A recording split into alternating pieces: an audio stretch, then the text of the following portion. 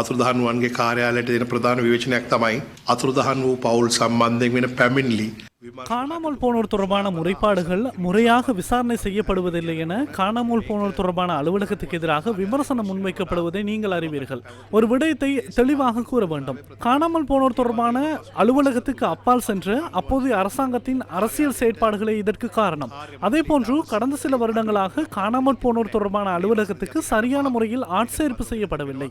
இந்த வருடம் அந்த அலுவலகத்துக்கு 65 பேரை சேவையில் இணைத்துள்ளோம். அதே போன்று அவர்களுக்கு தேவையான வளங்களும் பெற்றுக் கொடுக்கப்பட்டுள்ளன.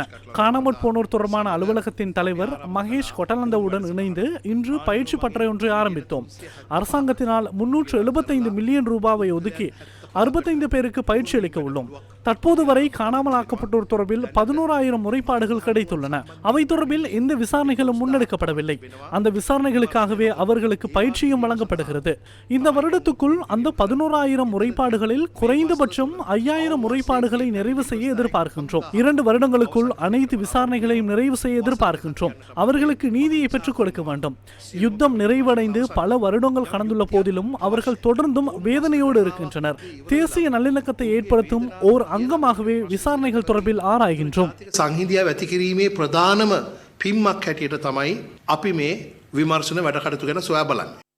மனித புதைக்குழி அகழ்வுகள் தொடர்பிலும் அமைச்சர் இதன்போது கருத்து வெளியிட்டார். අපේ රජය ආවයන් පසුව අපි විශේෂ උනන්දුවක් අරගෙන අවශ්‍ය සෑම මුදලක්ම எமது அரசாங்கம் ஆட்சிக்கு வந்ததன் பின்னர் செம்மணி உள்ளிட்ட மனித புதைகுழிகளுக்கு தேவையான அனைத்து நிதியையும் விடுவித்துள்ளோம்.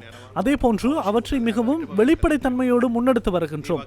அனைத்து சந்தர்ப்பங்களிலும் தேவையான நிதியை விடுவித்துள்ளோம். குருக்கள் மடம் தொடர்பான விசாரணைகளும் ஆரம்பிக்கப்பட்டுள்ளன.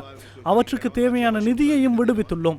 வெளிப்படைத்தன்மையோடு அதற்கான விசாரணைகளை முன்னெடுத்துள்ளோம். உண்மையை கண்டறிவதே எமது பிரதான நோக்கம்.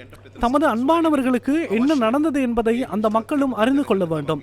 அதே போன்று அந்த விசாரணைகள் ஊடாக தவறிழைத்தவர் கண்டறியப்பட்டால் அது தொடர்பிலும் குற்றப்புலனாய்வு திணைக்களம் அல்லது போலீசாருக்கு அறிவித்து நடவடிக்கை எடுக்க முடியும். සම්බන්ධයෙන්ුත් CID එකට හෝ පොලිසියට දැනුම් දීලා පියවර ගන්න පුළුවන්කම තිබෙනවා.